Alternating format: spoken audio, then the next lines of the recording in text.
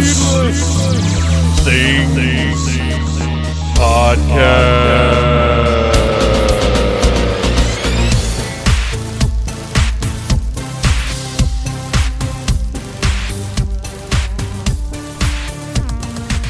Hey, Phantomaniacs, welcome to the newest episode of the Needless Things Podcast. I am your host, Dave West, and I've got some explaining to do, for lack of a better term. So, this is the regular audio episode that you get every week-ish since the podcast came back.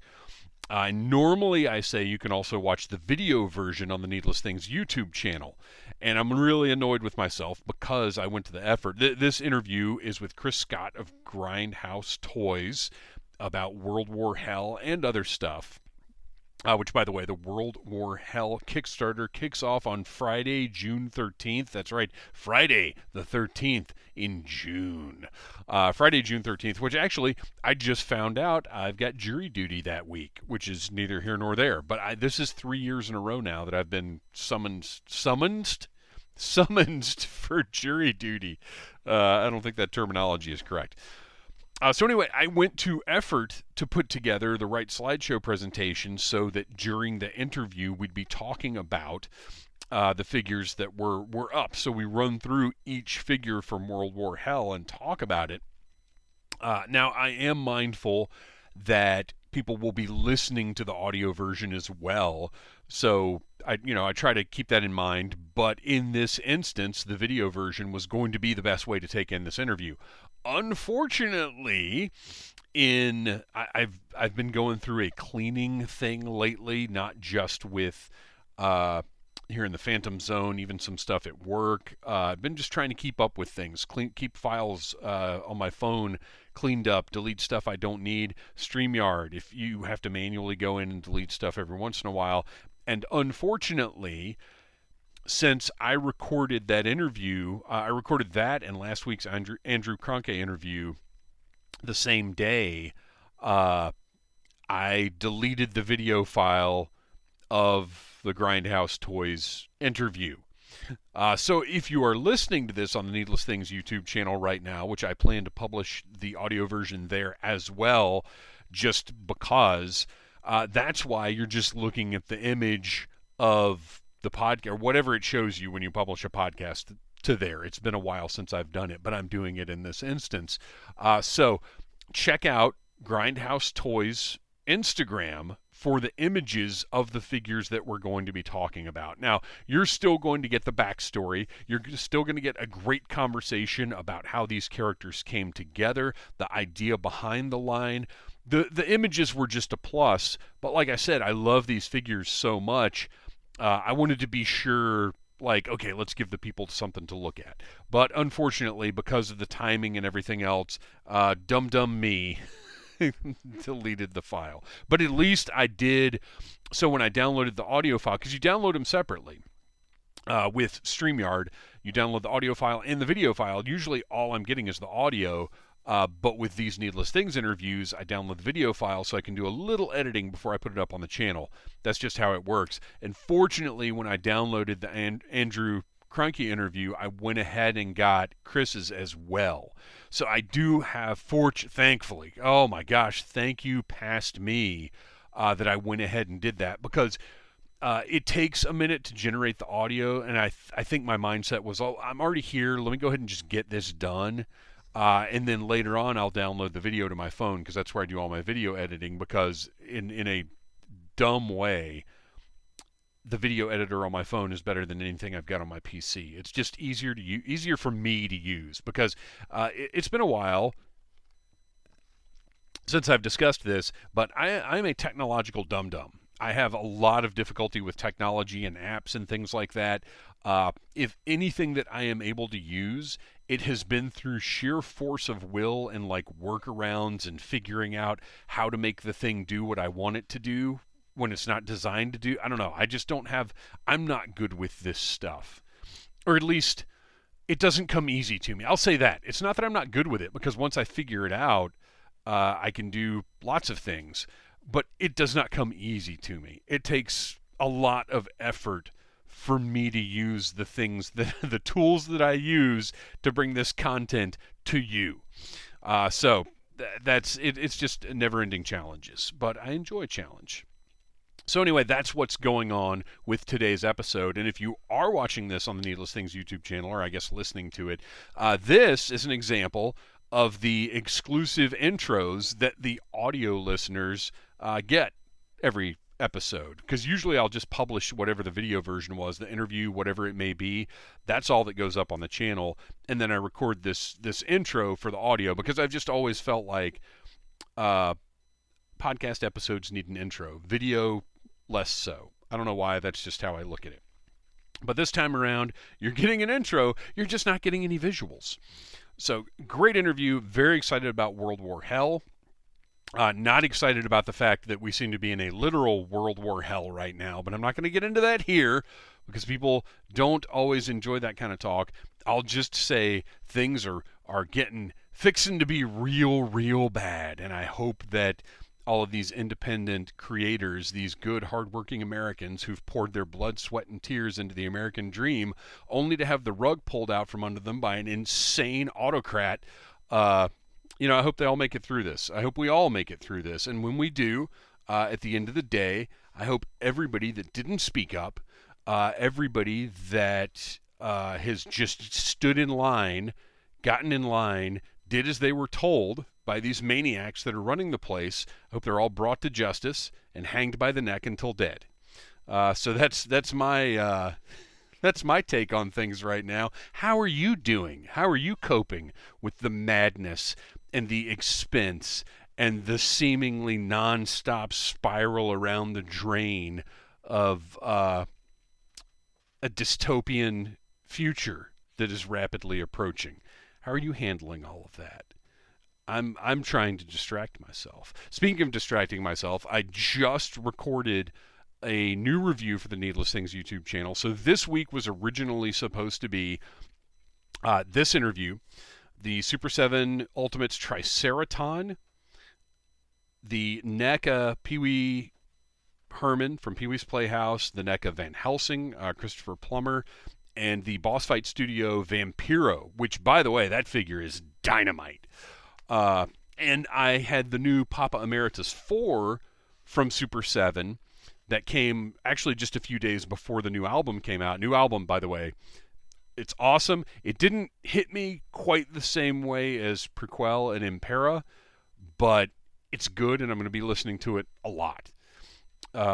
It's wild right now. So, new Lady Gaga, new Ghost, new Garbage coming out soon. There's something else I've got pre-ordered that's coming out very soon. I can't remember what it is. Big for me, lots of big albums hitting right here now, right now, as it were. Check that Ghost tour video out, or live concert film, whatever you want to call it. It's fantastic. Check it out. Anyway, that Papa figure arrived, and it didn't go right into my stuff I need to review pile. So I did my reviews and then walked by, and I was like, oh my gosh, that's right, I've got that Papa. So I reviewed that. So the Triceraton will actually go up next week, because it's already late. Like, that came out months ago, and it's just taken me a while to get the budget to, okay, now I can get that figure for that price. Because I'm trying to be very, very tight with my budget, my pre-orders, what I know I can get and when. And it just, the Super 7 Ninja Turtle stuff, and I talk about this a little bit in that Triceraton review, because that line is petering out, or at least the things that I'm interested in from that line, because all I'm interested in are those original Playmates Turtles designs from, is it Vonner Studios? David Vonner, completely different Varner. I think it's Varner Studios. If you Google it, which I could do right now. I've got a second. Let me pull this up. I believe it's Varner Studios did all of those original. Yep, Varner Studios. You can Google it and see. They've actually got a really fantastic website. So that's all I'm interested in, is those designs from the original Teenage Mutant Ninja Turtles line. I'm not really interested in the stuff that Super 7 has come up with due to whatever happened with them being able to recreate those designs. Oh, look at the Skeleton Warriors right in the middle of the page, too. There's an underappreciated line. Uh, so as the Super 7 Ninja Turtles Ultimates line moves away from things that I'm interested in, I feel like I can sort of take my time with the last few figures I need from it, which this Triceraton was one of them, and there might only be a couple more, like Rat King. Even Rat King, he's not quite that original figure, so I'm not quite as interested in that one. So there may be 2 or 3 other Ninja Turtles figures that I need to get, and I'm just going to kind of take my time with them. I'm much more interested in the Thundercats and then some other stuff that's coming out. So anyway, that's just how I budget things. I prioritize, like, I know I have to pay for this time. I want it ASAP. Like G.I. Joe Classified. Well, okay. Realistically, Operation Monster Force is my top tier number one. Get these ASAP. Partially because I love that line right now. It is definitely my, like, ooh, this is the thing I'm most excited about, but also because I want those reviews up as soon as possible because they get eyes on them. It does well for the channel. However, if I had to guess, I would say it might be a while before we see any more Operation Monster Force. So G.I. Joe Classified then becomes one of my top priorities because I love G.I. Joe, because those reviews get the most eyes on the channel out of anything that I do. Except for the Super 7 Super Cyborg Batmobile. But I just know those are going to be top viewed reviews. Going forward, as the industry changes, we'll see. We'll see what happens. And if I have to throw a number 3 out there, the Star Wars retro stuff. Now, I'm not buying all of it because I don't really care about anything based on current media. Well, there's specific things I'm not as interested in. I'll just say that. But I'm the Star Wars retro stuff, I'm absolutely loving right now. And then there's also all the other O-ring stuff, but that's all paid for and coming someday. So that's not, well, Delta 17, they're like the wild card, right? Because you never really know when they're just going to drop stuff. There's no pre-order it and it comes 6 months later. Like, they're like, hey, guess what? We're working on these really cool robots. Oh, okay, cool. We'll see those someday. And then bam, they're going to be on the website, at some point. As a matter of fact, they just put up a picture of a bunch of stuff they're going to have for Joe Fest. No idea what it is. Very interested. And for sure, it will be one of the first things I buy, if not the first thing I buy at Joe Fest. Those guys are just awesome, and they're putting out incredible product.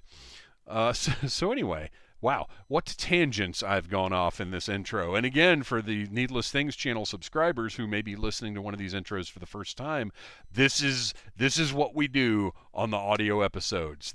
I sit down and I just, whatever comes to mind. Every once in a while I might have a couple of bullet points, like make sure you talk about this, and it's usually something like, catch me at FrankenCon, May 9th and 10th, Knoxville, Tennessee.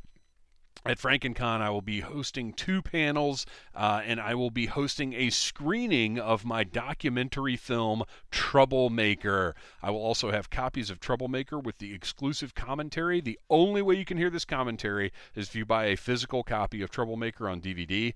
And I've got other stuff to sell, too, because I got to try and, I'm traveling. It costs money, especially now it's going to be costing money. I just read a thing saying fast food's probably doubling in price within the next 6 weeks or so. So that's fun. Maybe I'll just bring him granola bar. I'll just eat granola bars the whole time. Or I don't know what I'm going to do. But anyway, I'm basically just selling stuff. One, because I think it's fun to get, stuff into people's hands, but also just to try and recoup some expenses from this trip, because this cost me money to go show this movie to people on, by the way, my birthday, May the 10th. So I'm very excited about that. And then Joe Fest, we will be also screening Troublemaker there, hosting our normal Saturday morning panel. And then for the first time, Audible Interlude is going to have a table at Joe Fest in the room with all the tables, where we're going to be talking to people. I want to talk to each and every one of you that is there. Stop by. We're going to record something. I'm going to have maybe some set questions. I want to have fun being there at the table. You know how we do. We like to talk to you guys. We like to have fun. We like to do stuff. So that's going to be a great time. And then I need stuff to do in July and August. Somebody hit me up, places where I could screen the movie or make an appearance or do something else. Because right now my July and August are pretty empty. But then at the end of August, I do have Dragon Con where I'll be doing a lot of stuff. Which reminds me, we got to really hammer down on the game show for this one because we were so focused on Stellarfest. Now we've got to put on our Dragon Con hats and put the big show together. Not that Stellarfest wasn't a big show. It was actually one of the most fun times we've had doing the game show. But Dragon Con is like, that's WrestleMania, right? So anyway, there you go. That's the intro. It went a little long, but I'm feeling bad about losing the video. So I felt like I needed to throw a little extra into this. This is Chris Scott from Grindhouse Toys. Check out all the socials. Go look at the pictures. Be ready for World War Hell hitting Friday, June the 13th. Until then, here is the interview. Enjoy. Welcome back to the show, Chris Scott of Grindhouse Toys. Thanks for having me, man. Not Gridiron Studios. Nope. Not any of the other GRs that are out there. Not Grindstone. Not Grindstone, right. Yeah, we get that. I get that a lot. I always, when I see it online and somebody tags me in something, I'm like, no, those are amazing. They're not me, but they're still amazing. They're great. I didn't do them, but well, we're going to talk a lot about stuff that you have done. But first, before we get too far, like we're going to do a little reintroduction type of thing because you were on Audible Interlude before, talking a lot about the Multiverse Massacre stuff. Now we're going down a whole different road. But before we get there, I just want to say, when you're at conventions, I have so much respect for you because I never see you sitting down. I never see you looking at your phone. You are always talking to people to the point where afterwards, I think last two times, Joe Fest and Toylanta, I had to hit you up and be like, man, I'm sorry I didn't get a chance to talk to you, but you are doing business at those things. Thanks. Yeah, I try to talk to everybody and just have a good time. And, if somebody asks me about any of the lore or any of the story or really anything about toys, I just love to talk toys, and especially anything I've worked on, I'm really going to be excited to tell you about it. So I've been very fortunate and excited that people seem to really dig it and like to talk about it. So I love it. Well, and that's the other good thing about it is that, it's, and everybody's got their own vibe, their own way of being at conventions and representing or whatever. But I always appreciate people who, are like engaged and ready to be there. But it's also to your credit that there are always people waiting to talk to you. Like your table never has a lull, it seems like.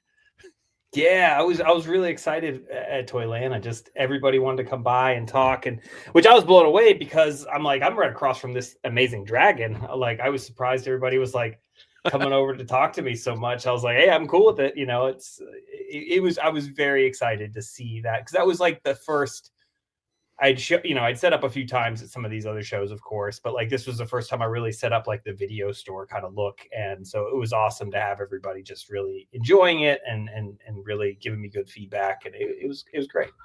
Well, and from my perspective, first of all, Toylanta was great. I was very impressed with everything about the show. I can't wait for their Joe Lanta is coming at the end of September.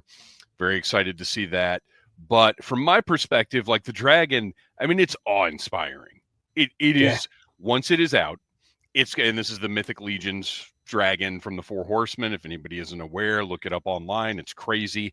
But with that, if you're a toy fan, you'd been following its progress, you'd seen the pictures, and then once you saw it in person, you're like, wow, there it is. Okay, what else is it? You know what I mean? Whereas your stuff, I hadn't really seen. Well, I certainly hadn't seen any of it in person. It not finished product, but this is what prototypes. They're going to look like, right? And so that drew the eye, and the fact that you had so many, like it very often we'll see, before we came on the air, we're talking about Mattel's WrestleMania presentation and how they had a bunch of test shots. And then of course they always share some renders and whatever else. And with a line like World War Hell, that's a new thing coming soon, June 13th. is the launch. Friday the 13th. Friday the 13th. But to have, not one or two fully painted figures and then a bunch of test shots or maybe a couple of printed images or whatever, to have a full run of painted figures, like it was a great looking display. And as you said, and I'll Thanks. throw this up real quick because we've got some visual aids for people who are watching on YouTube. You'll have some things to look at, but the video store presentation that you had going on also drawing the eye. Like, your figures are cool, but the fact that you know how to present them, I think is one of the things that's really, you had to make a decision there of like, it's not just about these cool figures. You want to grab attention in other ways. Yeah, absolutely. And I'm a sucker for packaging and not just the figures. I mean, I'm opener mostly. Like I keep some stuff sealed, but like I just love the whole thing. Like if we can bring, like, I want the figures to be amazing, but like the packaging is just as important. I feel like I know a lot of people toss them or whatever, but if like you don't, like, I wanted something that you could get and you put up on your shelf, or you take like a necromancer and you want. You don't want to have them out all the time. You put them right back on the shelf, or you want them on your desk while you're working. You can have this with other figures all set up together, and it doesn't take up a lot of space, but it also brings you back to like a fun time of us going back to the video store and renting, what's that new, movie, or even like just anything of that nature, like video games or any of that stuff. You remember probably being a kid, you'd get something, you'd be reading the synopsis, even with a toy. Like it's the same kind of premise, and just something that's just, I just want to bring fun back to all of this. Well, I am mostly, like, realistically, I'm a send it to me in a plastic bag, I don't care guy, but I appreciate when effort goes into packaging, and both of my multiverse guys have the boxes behind them on the shelf because Yeah. you can't not display those boxes. So as much as I'm an opener and I'm not leave it in the package, I am impressed. I'm happy when I have to make a decision. When I'm like, man, I can't throw this away. I have to keep this. Like, that's cool to me because it means the art has hit a level that I can't deny. You know what I mean? Mm-hmm. I do. Yeah. And that's what I wanted, and I wanted it to be something that, yeah, you didn't want to throw it away. And there's something, even, it's funny, a few people come up to me and they'll be like, I kept one sealed and I opened one, and I'm like, that's awesome. I appreciate you buying two, but like, they're not sealed on purpose. Like I made it so they wouldn't, like, there's no seal on the box so that you don't have to make that decision. If you want to put it back in the box, if you want to leave it out of the box, you don't have to go over that decision of like, I don't want to cut the tape.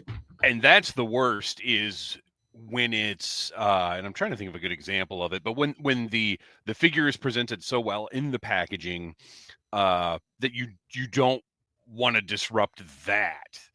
I don't mind the decision of, I have to keep this packaging, as opposed, not even thinking about like, oh yeah, of course I'm going to open it. And that's where in the last few years, what I think they're calling collector friendly packaging, like resealable packaging, like that is a whole thing now that I think it's great that the companies, even the bigger companies, are conscious of that. Yeah. Yeah. So for sure.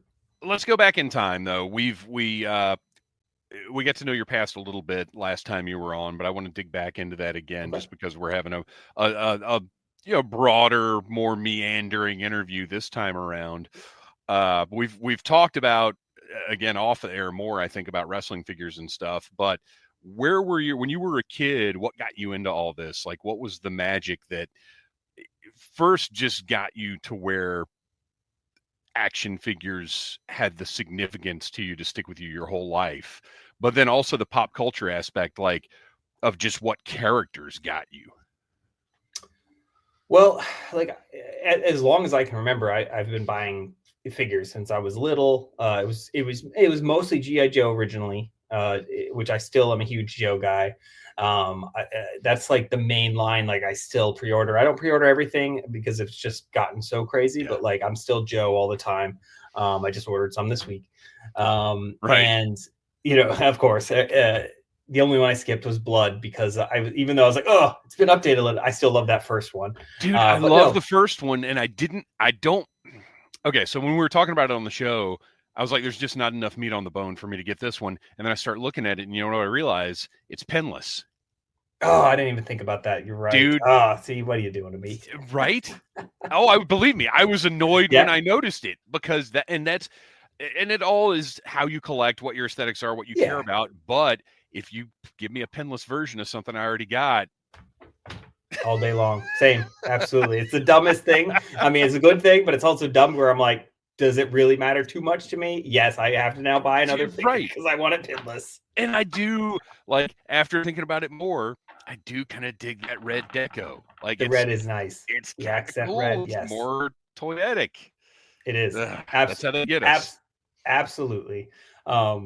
But yeah, no, going back to that, yeah, Joe was what I remember, but I collected a lot of stuff. Like I was one of my, another fond memory, like I was huge into the Kenner Aliens in the early 90s. I think it was 92. Like I remember that's how I found Aliens because I was born in 84. So, but late 84 December. So like it was when I saw those on the pegs at Walmart, I was probably 8, maybe 7, 8. I don't know, somewhere in there. Is that right? My math checking out somewhere. We're in that kind of right around there. Perfect kind of toy. Yeah, that's early 90s when before McFarlane hit and everything was still like toys. Yes. Not collector. You know, Joe it was like at the end of its kind of a Real American Hero run. But I found these aliens and so that really sucked me in.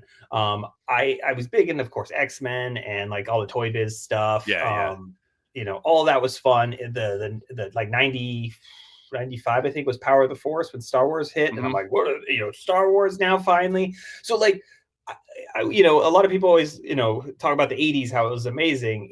Since I'm a little younger, the 90s I felt so good for toys as well. And there was so much fun stuff out there, especially like when you said the McFarlane stuff, you started getting into that collector stuff in the like 96, somewhere around there, 97, I think. And I got into Spawn like hardcore with all that stuff as well.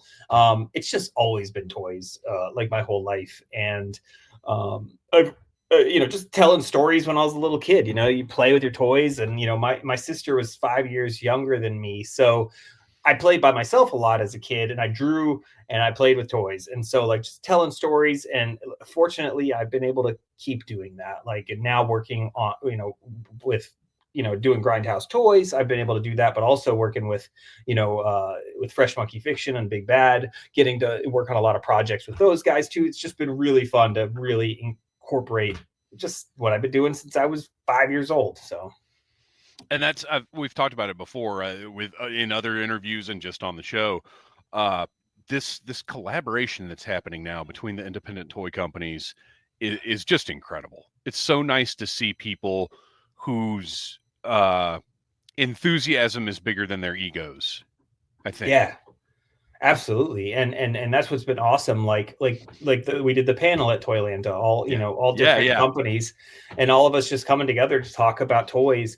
And we're all, the indie guys, especially, a lot of us just love to stick together as well. We go to these shows and we just hang out together, talk toys like we would do with anybody. But like, it's just fun to like push each other for creating and, just all of that. I think it seems to me a part of it, because when you look at all the different things that Fresh Monkey Fiction does, and then the different O-ring figures that are out there, and then Marauders and the other, whatever you call that style of 3 3/4 inch figure, modern articulated, whatever it is. Yeah. It feels to me like everybody has recognized that, yes, there are a lot of products out there, but my product is me and nobody else is doing that. Like, no matter how, like, yeah, sure, one thing is horror, but this is Bill horror and this is Chris horror, and they can work together and not be, everything's competing for dollars now. Even your own products are competing for dollars. So that's not even a consideration. It's the people that like my flavor are going to come get my stuff. Yep. Absolutely. And that was one thing, when I came up with World War Hell, I didn't even expect to, like, I was designing like 6-inch stuff. That was what I was going to do. I was going to do 1/12. Sergeant Graves was originally 1/12. how I designed him, and I was gonna put him into Monster Force when we were talking about it, and it just kind of evolved into, I was like, you know what, I want to start doing my own thing. And I was going to do, the 1/12 side, because as much as I love 3 3/4, 1/18, I'm a big fan of 1/12 as well. I collect so many different scales, it seems like, at this point. Yeah, right.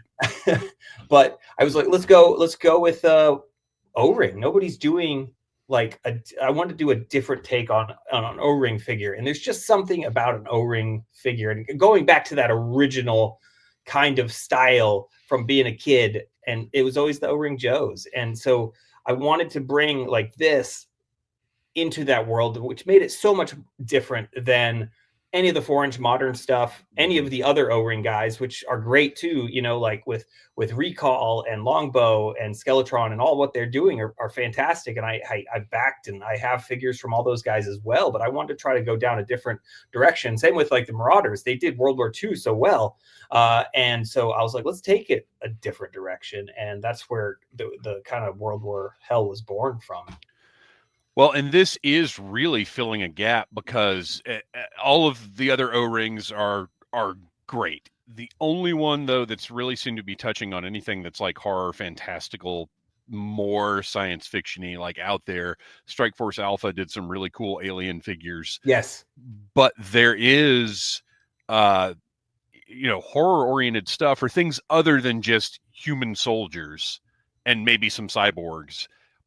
There's nothing. Nobody's touching that yet. So it's exciting to see, again, this flavor in this format. Because we've talked about, let me ask you, before I get into it, what is it that you think makes the O-ring form factor so special? I think it's like, especially for some of us who started with those, it's got the nostalgia, of course, but not even just that. There's just something about like an O-ring figure, you're holding it in your hand, and it's just kind of that perfect scale. I know it was probably even better when we were kids. It was smaller, right. I mean, bigger, but they always move well. You can put them in vehicles easily. You can, like, as much as I love classified or even 4-inch stuff, you pick them up, most of the crap falls off. Right. Like, tweak with it. And like, and I know we're adding overlays on these guys, but they're gonna feel the same. They're gonna feel better than like a classic Joe, Mm-hmm. But there's just something about that O-ring. I don't know what it is. You kind of play around with it. You stretch it out a little bit. It's something, it's that hand candy kind of thing they talk, Right. like people talk about and stuff. I don't know. There's something about the O-ring that it's a perfect form factor still. I think and we've talked about it many times, I think a lot of it has to do with the proportions of it. The arms and legs are a little thicker than on Yes. the modern articulated stuff. It's more like you said, and we're gonna have overlays and stuff on most of these lines are adding more in the sense of stuff that's extra on the figure than what we had with the Joes, but it's still more, you can just pick it up and do stuff with it, as opposed to, like you said, you pick up a 1/12 scale figure or one of the modern articulation figures, and there's so much kibble that just falls off. Yep. Like if you're wanting to, they're just more playable, I think. They are. Absolutely. The playability of it, and having just that, I don't know, there's something about it that it's fun. It's hard to like really put it into words, but fun is just the word I kind of think of when I'm playing around with this. And then there's something about taking them apart with the screwdriver I still love. It's solid. Sure, you could pop off a head or a hand on World War Hell. You'll be able to switch those. They're going to be pop and swap. But if you want to switch out arms, legs, any of that stuff, the neck, screwdriver to the back, just like the old days, which is just, that was when I found that out as a kid. I remember my mind was like blown. Like, I could put these together. Dude, I was swapping for no reason, just because the process of taking them apart, putting the pieces back together. And I was swapping Joe's legs and arms and whatever else it didn't even look good, but I just wanted that process to do it. Yeah. And then there's something very satisfying of the slight challenge of holding, Yes. the keeping the head and the arms in the back while you put the chest on. That Before is it flips up, or right, yeah. right. Like it's not difficult, but you got to do it right. And there's something Yes. satisfying about when that chest snaps into place and you're like, yes, just got to screw it together now. Like that. Yeah, it's It's solid. It's yeah, solid once it's yeah, there. It's yeah. not that, with a lot of modern figures, when you're pulling like the full arm out, or you got to heat everything up, it's Right. not bad, but it's just still a whole process, I feel. And I think the screw to the back, and just like you said, it's almost like sitting there trying to defuse a bomb or something. I don't know. You're sitting there having fun with it, and they're just like, oh, get it back. Oh, the arm fell out. Hold on. Let me make sure that's perfect. And Yeah. I love that. And to the point where I think Delta 17, when I did a Delta 17 review, and then again when I did the first Super 7 Reaction Plus review, like there really wasn't necessarily a reason to open it up, but I was like, let's open them up and see what they look like inside. yeah, We know what they're going to look like, but I just wanted to do the thing, yeah. You got to do the thing. Yeah, it's right. I was impressed with those or some of the stuff with the Super 7. I did like Duke. Duke was really good, I felt, which was pretty fun. I like the approach that they're taking. To me, those were never going to be on the shelf beside my vintage Joes. Yeah. They don't have that look. It's the Sunbow aesthetic isn't going to mix with that anyway. Yep. The only thing, and I think this has been widely discussed, I just wish they'd anodize the rivets. I don't care for the silver rivets, and it's not ruining them for me, because especially now that I've got 12 of them that all have, like, now it's just, well, that's what this line looks like. But I wish they had made a different choice on that. But other than that, I'm really happy with them. Same, it's funny, you talk about the rivets, like, so with World War Hell, something we wanted to go with a little differently. And I talked to my sculptor, James Carter, and so, like, you see that the rivets are there in those pictures, but they're not going to actually be rivets. It's going to be, they're going to look like rivets. So we wanted to go something, we wanted to go a little differently. And so James Carter, my sculptor, he was the sculpt supervisor on all the vintage collection stuff formerly at Hasbro. Okay. And we're going to do a whole process where it's still going to be put together like that, but it's going to be more of a faux rivet, so that we don't have to have the shiny metal or having to do that, where it will still feel the same.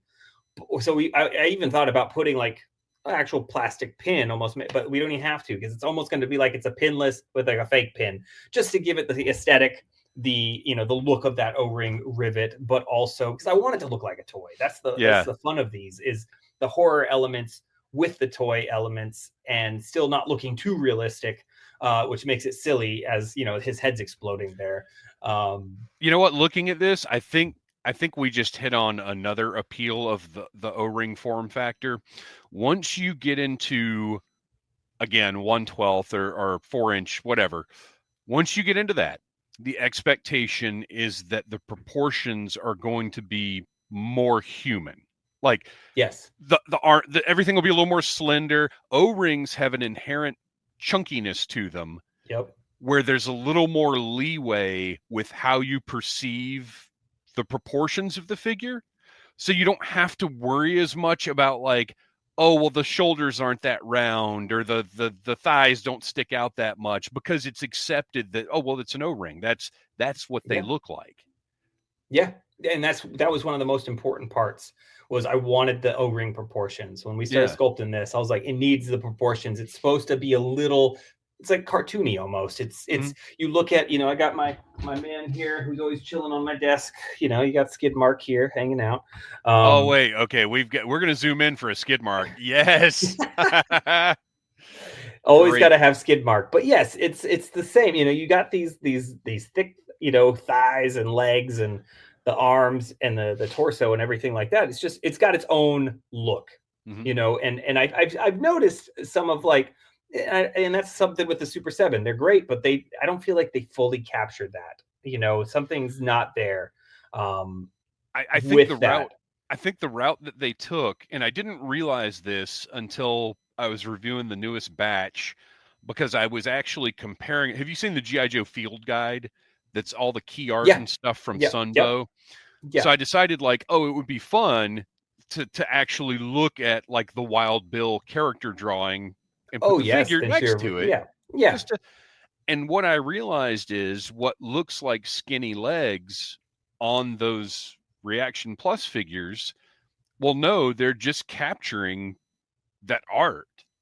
So they're That not, makes sense. despite what, and if you've listened, watched interviews with Brian Flynn, he's very excited. He loves toys, and he gets a lot of times, I think he says something that's an intent and not a fact. You know what I mean?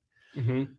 And at one point he had said, we want these to look like the 85 Joes.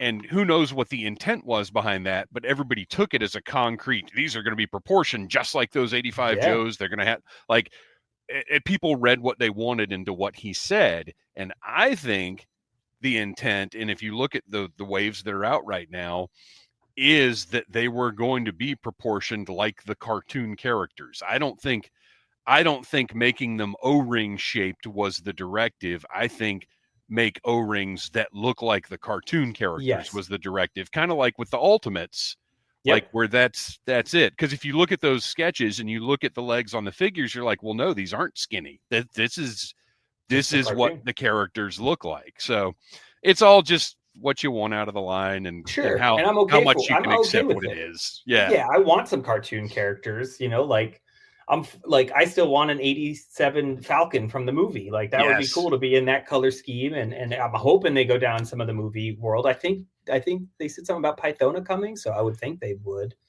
He's hinted around the movie several times. As a matter of fact, he's been doing it for so long that I think Ultimates was the original take of like, oh, we'll probably, once we get a few more waves of Ultimates, we'll hit the movie. And Yeah, plans. That's the other thing that people don't understand. Plans change. they do. You may say something, and this has happened with every toy company I've been following forever.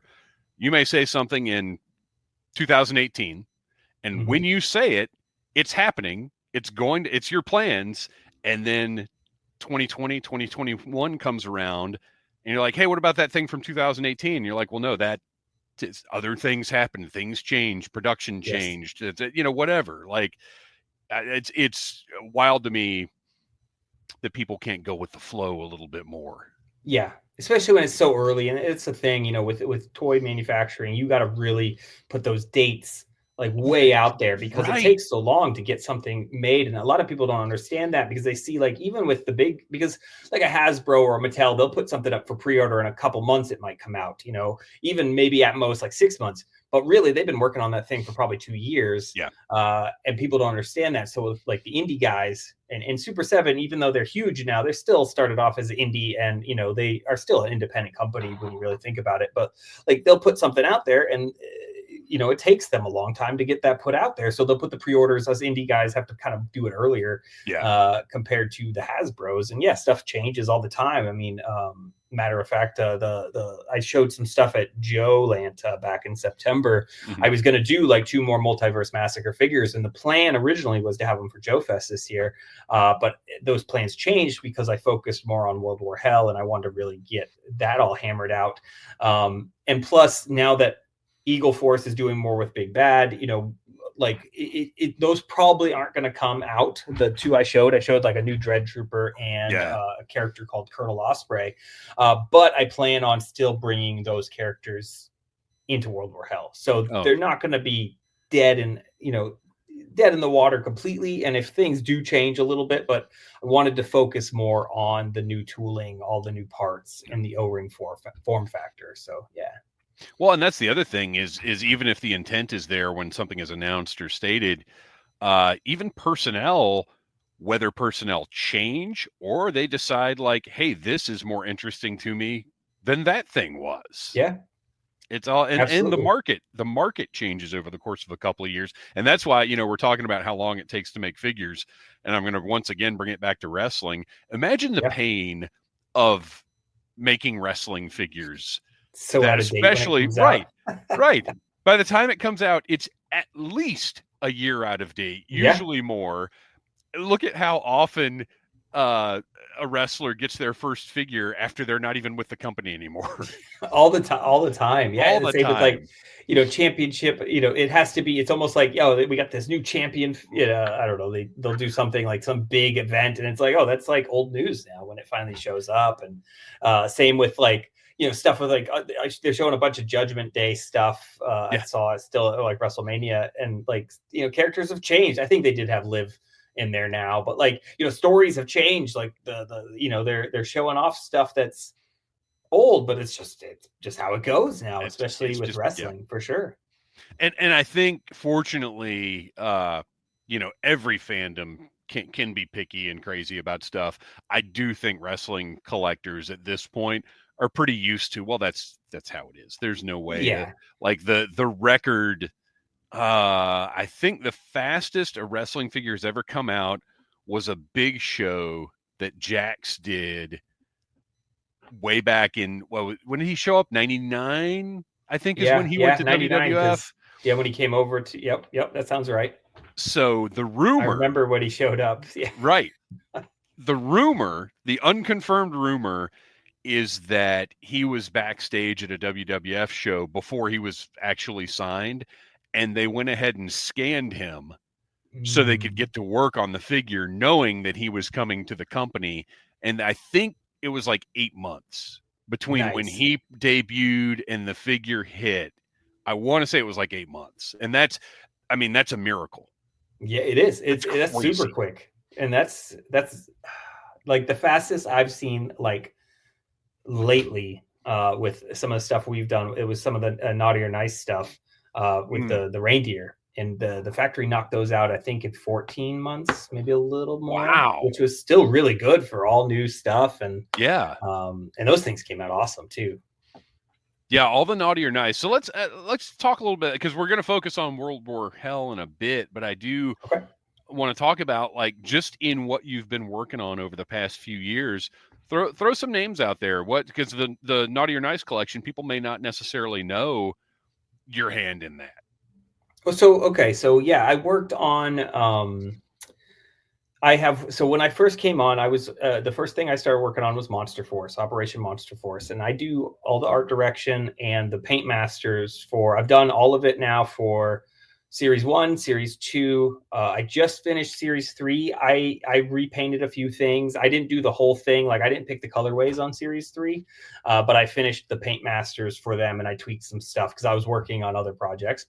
So I did a lot with Monster Force, did some design work in there, as well as, like I said, the art direction. I've worked on Naughty or Nice collection, which is also through Fresh Monkey and Arlen, probably butchering his last name, Pelletier. Arlen, Arlen's a great guy, one of the best sculptors. I talked to him all day today. He can make fun of me later for messing up his last name. It's his brainchild, but I've gotten to work on that project, which is awesome because I love Christmas too. So I've painted multiple figures in that. I did the drunk mall Santa, the barbarian Santa, and a few of the other ones, which I was like, yeah, I got to paint those. Those are so cool. Yeah. I've worked with Gavin from Wandering Planet Toys. I've done paint masters for those guys. They did a Nancy Drew. They did some Prisoner figures. The Prisoner stuff, dude. Yes. Oh, I could not believe, because when I was a kid, Doctor Who and The Prisoner were my Saturday nights on PBS. Yeah. And again, back then, I couldn't even imagine, because I knew these were foreign shows, and there are no toys for these shows in America at all. And, obviously now, Doctor Who, the situation is different. But the fact that Prisoner toys exist, is incredible. Oh, it's so cool. And Gavin's such a cool guy, like awesome dude. And what he's done with that and getting that license has been incredible. I know he's doing I know they showed some stuff from the 6-inch stuff that's coming soon too. Yes. They're going to have some of that. You've probably seen that. So I painted the both 6-inch figures for the paint masters. For those I need to guys, talk to him. Awesome. I need to get him on the show. You should. Super cool guy. It's so awesome. And what else have I worked on? Eagle Force. I did a ton of the Eagle Force figures for Bill as well. Just to kind of Operation Recall. I did a few paint masters for that, including my own concept, which is pretty sweet. I had to be like, I got to paint my own concept. Come on, Carson. Yeah. Which is very cool. Which I'm excited that we're getting close on that too, because and I'm in series 1. My Dark Reaper character will be hopefully very soon. Yeah, I'm trying to think. Do I have anything else in there? Maybe. I've been working on a lot of stuff for the last few years, which has been awesome. It's absolutely great. So to go back to the Operation Monster Force real quick, I just want to mention for anybody watching this who maybe has found the channel for the first time or is watching because you're on, I've reviewed all those figures. We have talked a lot on Audible Interlude about tariffs and how they're impacting the hobby. And the one line that for me is going to be tariff proof is Operation Monster Force. Like, whatever happens with pricing on everything else, obviously we're all going to be picking and choosing over the next few months or however long this goes on. But those are must-haves. Those are the only must-haves I'm collecting right now. That's awesome. That means a lot. It's too perfect. It's military monsters. Like that's my childhood. That's I can't not. And the fact that you can look at one of these figures and you can see everybody involved in them loves this. Yes, absolutely. So much fun with those figures because there's like what Bill brings and Sean brings and all this different sculptors that work on it. It's such a labor of love. And this is different. It's something fun. It's different, but it isn't. It's all stuff that we know, like you said, it's your childhood. Like I love Universal monsters. I love, vampires and Frankenstein and any of that stuff. So to mash that all up pretty much into a G.I. Joe-esque world it's so cool. And I'm working on the girls right now. Oh man, like they're gonna be so cool. So, that's right, because that wasn't the panel. And if anybody wants to see the panel from Toylanta, that's on the channel here. Well, was that something else? Because there was we showed the girls at Joe Fest at it was just there might have been like a during the panel at Toylanta. When Bill was messing with and he kept tricking everybody, there was like one little sketch in there. It wasn't like anything too crazy, but we did show some of the original 2D like very rough designs at Joe Fest last year.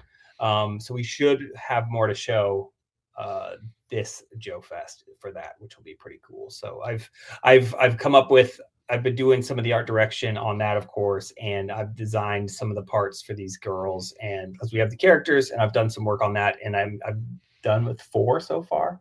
So it's going to be really cool. I'm really happy with how they're coming. So this is something I'm going to, because every opportunity I have, I mention this, although I am going to kind of change it up a little bit. When I talked to Bill here on the show, and then at Toylanta, when I asked my question, I mentioned hack slash obvious fit for Monster Force, right? Absolutely. Cassie and Vlad. Yeah. But then with the announcement of 1/12 scale long box heroes, I think there's room for Monster Force versions and long box heroes versions. I mean, come on. I mean, I'm all for all of that, like Cassie Hack's awesome, and Tim Seeley seems I've never met him, but like Bill says, he's just such a huge toy guy. He's all about it. Like I had him on the show and I mentioned it to him, and he awesome. Was enthusiastic. He was like, dude, anything they want to do, let's go. So that's cool. Yeah. I'm gonna have to be like, hey, we need a Cassie Hack in World War II for some reason. Absolutely. World War Hell, perfect for that too. That's because I've got this, I've got the I can't remember who produced this one. I can't remember who I know that one. Yeah, but I can't remember who that is. I know he worked his ass off doing it. I know that. But yeah, I'll any Cassie or Vlad. We need Vlad too, and Pooch. We need everything. Of course. So let's get into it. Let's get into World War Hell in a little more detail than we have. So these are the images from. We don't want to start with Steamboat. Let's. Okay. This is the. Right here is perfect. The corpse is the first kind of how we're like, this is, if I could only do one figure, like, hey, here's the rules. You only release one figure right now. This would be the one, because this checks all the boxes. I feel, we've got army builder, we've got zombie, we have skeleton, we have heck, you put a different head on there, you could make it a regular human soldier. You've got gore effects, you've got the chainsaw. He's going to have, of course, weapons. He's got an M1 Garand, and he's loaded with stuff too. I don't have all the accessories out there right now, but these guys, this is the one. So O-ring, as we know, but the harness is a overlay, whereas that skirt piece is all part of that harness, so it doesn't hinder any of that kind of articulation, but also doesn't look silly like, some of the old Joes would have that sculpted onto the pelvis kind of piece. And this, same with that bandolier, comes off. It's just, again, that form factor, but with a little added fun. So and if you're just listening to this, wherever you get your podcasts, you really need to go to the Needless Things YouTube channel and check out the images. But for the people who are listening, this character, who is this? This is the corpse. Okay. He is. So these are, imagine like Evil Dead, kind of Deadites. Yeah, yes, yeah. 100% like a Deadite. They have been resurrected by, not completely by the Steamboat Willie, but like depending on the area, different circles of hell have opened up all over the world, and these are kind of the reanimated soldiers that are just kind of everywhere at this point. They're out. They could be allied. They could be. I mean, right now this is a airborne trooper body, so he has been resurrected. But like these, there's no real rules. They're all just hell minions. All right, and then we've got the Green Army Men from Hell. Yes. So with these guys, these are 1-to-1. These are 1-to-1 scale, man. These are not in the story at all. Like this is this is a Green Army Man. I mean, it's bigger than a regular Green Army Man, but sure. Like imagine, you get your Green Army Men figures in, and then they come to life and start hacking you up or trying to kill you, and you're running for your life from these little bastards. Well, and that was my thought when I saw this one at Toylanta, was like, oh, this could literally be, whether they're brought to life and they're like the little ashes in Army of Darkness and going after somebody, or, whatever. Like this, even though maybe they're not necessarily meant to be in world, they could be. Sure. Yeah, of course. Absolutely. And still could be. I mean, because they're toys anyways. Do what you want with them. But right now, plan 2 is these wouldn't come in a VHS case at the moment. That could change still. But right now, my plan is to try to get the cost down, have no regular packaging. These would come in a plastic bag with the cardboard header, so it looks like a bag of Green Army Men. Yeah. That's perfect. I love that. And this is... and it is, again, for the listeners, just all Green Army Man, except with zombie parts. Yes, so he's the most decked out. He has almost all the accessories in that green colorway, because it's not going to be painted. It's going to be plastic. I want it to be actually in that green plastic, so it still has that. I matched the paint to an actual Green Army Man. That's what I was going to ask, is as far as the color, like what kind of research went into, let's make sure this is the right shade, because it looks perfect. I wanted that. I wanted it to look like, because I wanted it to be like the Green Army Men that I played with, because I played with a ton of those as a kid. Yeah. And, some stuff, I've seen other things that are brighter green, or when they try to do it, they just kind of do it green. And like the brighter green works for like a Toy Story feel or something of that nature. But like, no, it needs to be that dark green, in my opinion. And I feel like this really works. Yeah, this is awesome. And I love that it comes with the stand that, out of all of them, this is the one that has to have a stand of some kind. It has to. And then the cool thing about that stand also is it's actually a blood pool. So like when I'm going to release it with the zombies and all that stuff too in clear red, so it'll be a pool of blood for just dioramas, or for you want your figure to a zombie to stand in a blood. So with him, if you look at it a little closer, it looks like it's melted a little bit. It kind of has which gives to that kind of creepier feel of the Green Army Man. Remind me when we're off air. I have got the wildest Green Army Men you've ever seen. Okay. I've got to show them to you once we're done here. Yes. All right. Sergeant Graves. This is our main hero. So this is, and he's going to have a few more things that aren't done right here, right now. So Sergeant Graves is the leader of the Devil's Rejects. So Sergeant Graves and the Devil's Rejects, sort of like you would think like Sergeant Rock and Easy Company, or Right, Sergeant right. Fury and the Howling Commandos. So this is the Special Forces unit of Cerberus, which is the actual the allied department of supernatural and occult is Cerberus. They guard the gates of hell, trying to keep everything at bay. But these are like the bad dudes who have to do all the dirty work kind of thing. And so these guys, Sergeant Graves is he's holding his cursed sword, which has been it grants him a healing factor. So I'm going a little in lore right here because I get excited about it, but that's a demonic sword. It's called Hellfire, and it ignites when it is drenched in the blood of his enemies. It's very heavy metal is what I kind of wanted. This whole kind of over the top, silliness to it a little bit, but like it will keep him alive as long as he's pretty much the say like the master of the sword, but you can't fully be the master. And the other problem is if it ignites with fire, that sounds great. It's like a heavy metal lightsaber is pretty much what this thing is.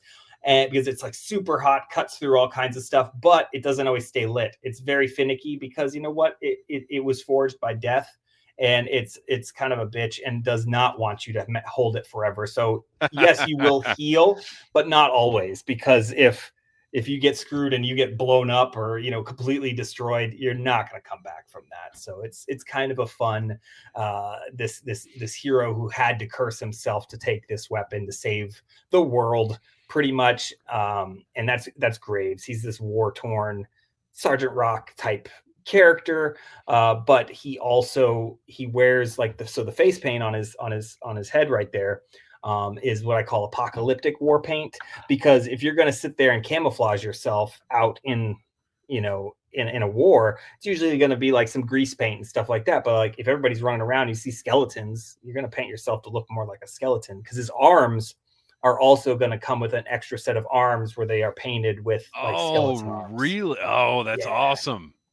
That's great. And I love, you can tell when you talk to a creator and they've got all of this lore going through their head that went into the development of a character. Like I love the world building. I love here's the reason this character looks this way. Not because, it looks awesome, which it does, but like there are reasons for each of these things. Yes. It's not just because I thought it looked cool.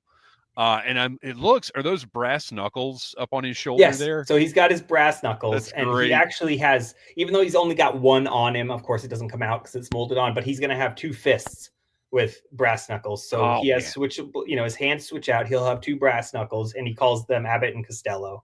And he just beats the crap out of zombies and what have you, That's fantastic. Okay. Yeah. So this is the one that I immediately could visualize, like movie. Like I could picture this in an animated movie. And I like that you mentioned heavy metal, because that's exactly the style that I can see this character inhabiting. Good. But this one, I mean, this is just translucent plastic, skulls, flames. Like this is all kinds of my deal. Same, absolutely. And that's why I love clear plastic. I love skulls. I say like exactly what you're saying. And so this is Sergeant Spectre. He is a ghost, and he does not talk. He haunts his machine gun chainsaw combo. So that is mounted on the chainsaw.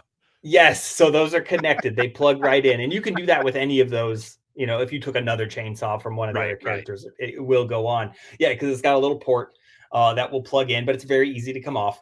But yes, lore-wise, he haunts this chainsaw, 30 cal combo, which I called the Devil's Piano. That's actually a slang term, mostly for an MG42 from back in that time period. But I thought it would be a little more fun because he's one of the members of the Devil's Rejects.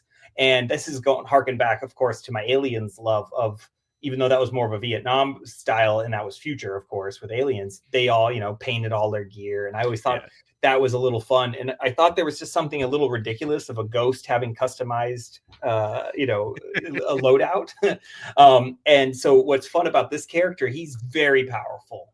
Like, this dude will just wipe all kinds of stuff out. But it's a finicky thing. I couldn't just create a character that was like godlike power. Right. So, right. I mean, how do you stop a ghost? Well, he's tied to his machine gun, and so he doesn't always appear when you need him. And so these poor members of the Devil's Rejects having to carry his gear around, hoping he's going to just kind of, show up to kind of save the day. And he's just a bad dude. He's also got a flamethrower. He's holding the flamethrower there, and he's got the flamethrower on his back. It's fun character. Colonel Malum. That face is killing me. Or I guess that lack of face is killing me. Yes, he has no face. Oh, he has a face on his mask down there. It's probably kind of hard to see. But yes, this is a very sadistic individual. He is pretty much the whole catalyst of all of this. He's the one who caused this whole mess. The Axis powers had tapped him because he was big into the occult. He's a former German child actor, who's just a complete jerk his whole life. But he rises up through the ranks, and he gets really into the occult. And he has the Necrogrimoire right there, which is my Book of the Dead. There, it's got multiple faces all on it, if you could see, and it's got like finger spine.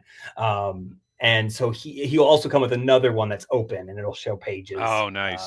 And everything, so you can kind of pose them out like that. So he summons Steamboat Willie, the demon that is impersonating Steamboat Willie, and kind of opens that doorway. And so how he does that, he cuts his own face off.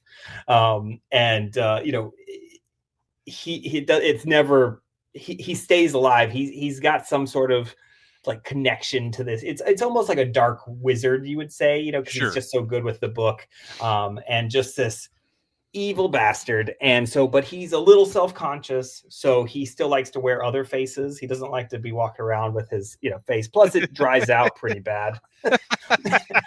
So he has a ballistic mask with other faces nailed to it. And so he's not going to just come with the one. I haven't painted the other ones yet. He's going to at least come with one more with like a different, it's going to be the same mask, like the part, but it'll be painted differently. So he has a few choices because being that former child actor star, his personality kind of goes all over the place.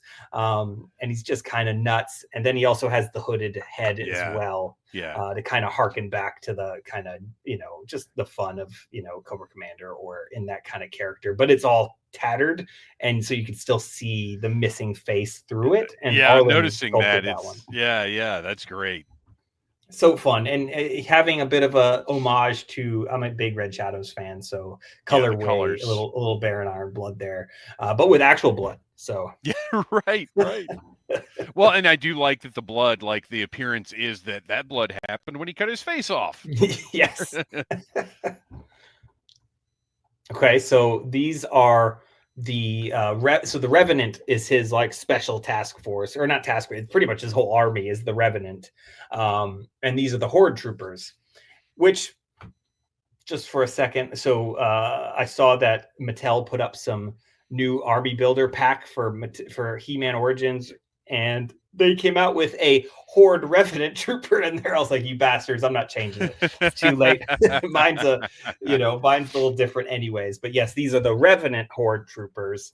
A little bit of a pretty big homage to the Red Shadow kind of feel to him. Being a German soldier, though, body type. I always thought that was cool, having the kind of black... it's just painted on those old Red Shadows figures, but I thought, that could be kind of like a leather metal armor or something of that nature. And so what these guys are, when Malum made the deal with the devils of this whole kind of hellscape kind of thing, the whole Axis powers is possessed. He pretty much gives up all of their souls, and they are all possessed. Problem is, some bodies can't handle possession, and they kind of just pop. They just explode. So I didn't want him to have this huge army. And so this is what's left of him. It's still a big army. It's just not, the size of the Axis powers during that time period. And the fun thing about this is, sometimes they might have a delayed fuse. So they might just be fighting and then they pop out of nowhere anyways. It's just again, just lore silliness. But, he's going to have that. That's the skull head under that helmet. Same with the zombie face. That mouthpiece comes off, so you can just do the helmet if you want. A few little options with that. Having the grenades, he's got the Panzer Shrek. You see, so there's a Luger there. There's 2 Lugers. I've never seen anybody do this. I wanted to have fired weapons or like mid-fire weapons. So on a Luger, that pin pops up and the barrel goes in a little bit while it's firing. It's the same as like a 1911, and we did this with the other pistols for the U.S. soldiers. And so if the slide's back, so we're going to have blast effects as well. So it'll look like it's genuinely firing, which will look pretty cool. Oh, that is very cool. The alternate head for this guy, it's taken me a minute to figure out exactly what it's bringing to mind. In From Dusk Till Dawn. Yes. Some of the vampire, because it's got 30 different kinds of vampires. They do, so many. But it has it has that look to me. Yeah. That From Dusk Till Dawn. I can see that. Face. Yeah. And I didn't even think about that, but yeah, that makes sense. I mean, I love the movie, so I think that's what's fun about letting all of your pop culture just pour into things. Is you never know what's going to come from where. Like, I'm sure as a designer, as a creator, there are times when maybe you've looked back at something and been like, oh, wait, that's that thing. And didn't even realize it when you were in the creation process. Oh, absolutely. And that's what we do, it's just everything we love and just pour it all into one thing. And like you said, your different flavors, and that's absolutely what this is. Well, and that's the other thing is nobody, like, even as horror maybe enters into O-Ring and whatever else more, nobody's going to mix it the same way you do. Like that, exactly. It's all about your creative vision. All right, we got a couple more to hit here before we wrap this thing up. Look at this guy. I love that we've got, well, first of all, the camo is beautiful on this one. Thank you. But we've got just kind of here's your guy who probably doesn't really want to be involved with all this, just regular soldier guy. So this is Captain Winchester, and he's actually he's definitely pissed off. Like, he is not happy to be part of any of this. He's a captain also, but yet he's still in charge of like the Cerberus ground troops. Mm-hmm. So he's not like a high-ranking guy, just because most people have been blown up or killed off already or possessed or whatever, and he's just pissed off. He's got a cigar hanging out, he's got his nasty scar across his face, and he's just having to deal with all of this, and it's just not a great day for him or time period at all. And he's just pissed. He looks weary.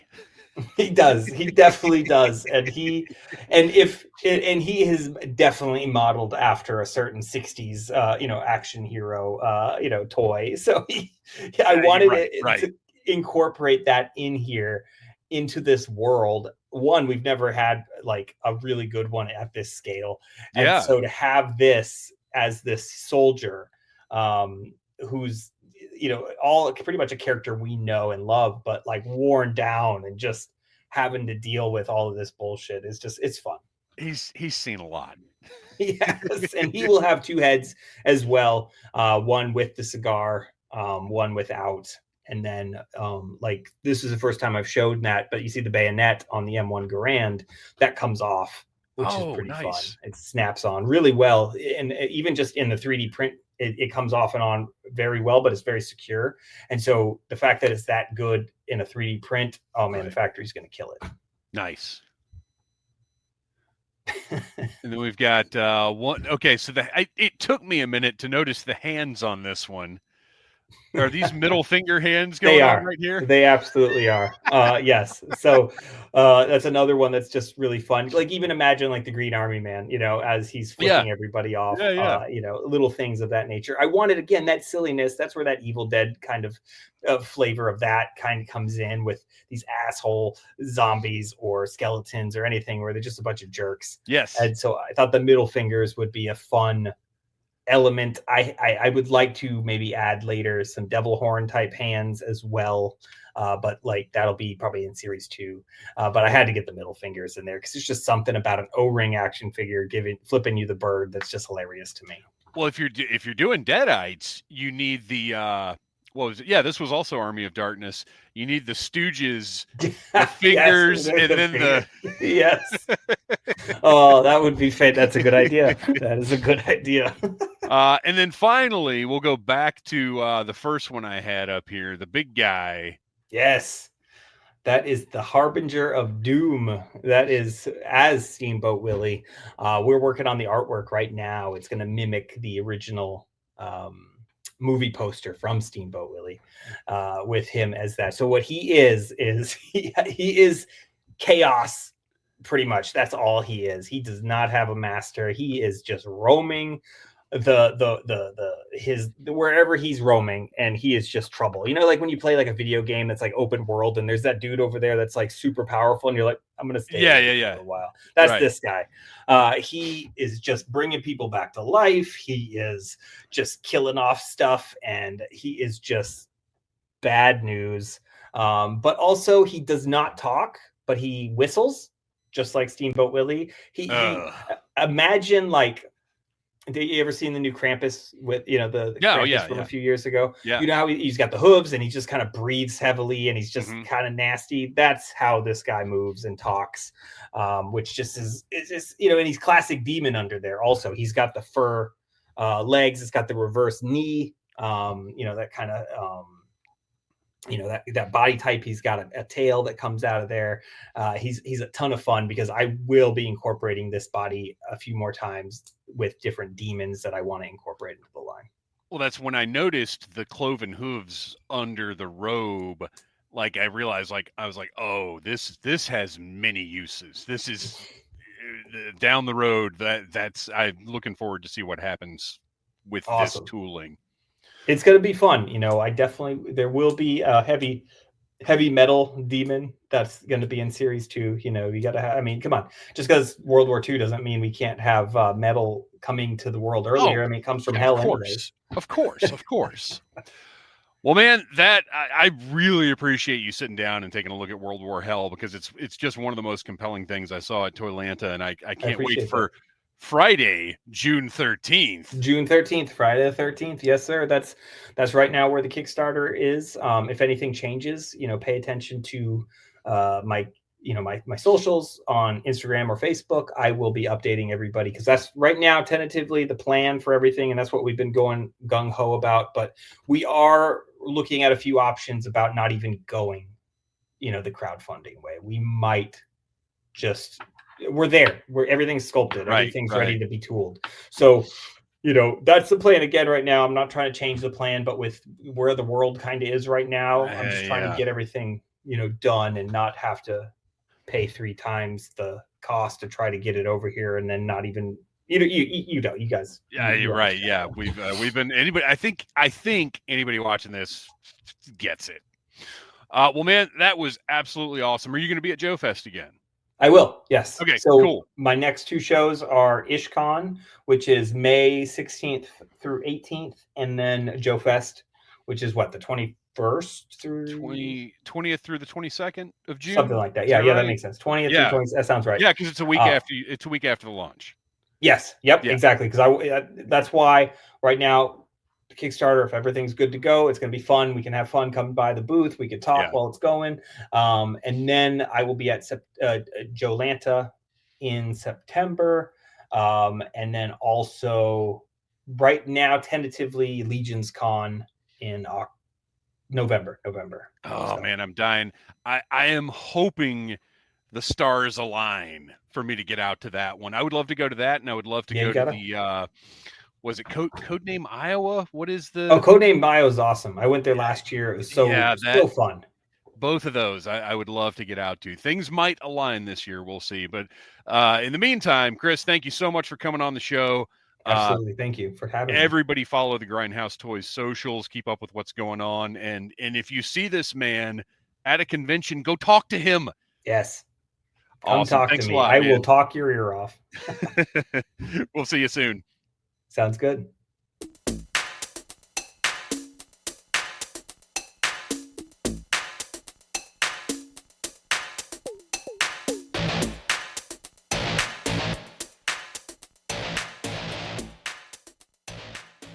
You have been listening to a Needless Things production.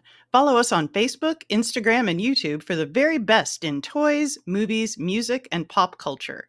Until next time, be kind and like what you like.